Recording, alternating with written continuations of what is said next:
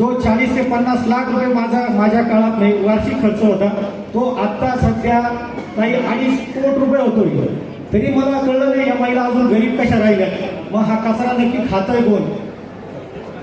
हा खरा मोठा आमच्या गावापुढे राहिलेला प्रश्न आहे. प्रदीप दादाला फक्त विनंती करतो, दादा मी शिवसेना एकनाथ शिंदे साहेबांच्या नेतृत्वाखाली काम करतोय, आपली माहिती आहेच आहे, पण तुम्ही थोडंसं माझी संजीव भाऊला सुद्धा विनंती आहे, आपले राजकीय विचार बाजूला ठेवून संजीव भाऊनी जर कुठला एखादा निर्णय घेतला, मी संतांच्या साक्षीने सांगतो, कारण ह्या गावात संजीव भाऊ इतक्या मोठ्या प्रमाणात भ्रष्टाचार झाला आहे.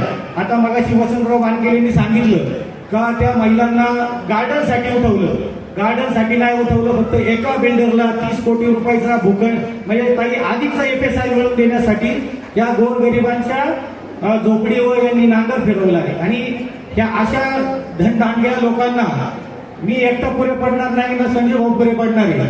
तर भविष्याची मला वाटतं संजय भाऊच्या वाढदिवसानिमित्त माझी संजय भाऊला सुद्धा विनंती, थोडेसे आपले राजकीय युती तर आहेच, पण जर आपण एकत्र आलो संजय भाऊ तर या गावाला काहीतरी वेगळी दिशा देऊ शकतो.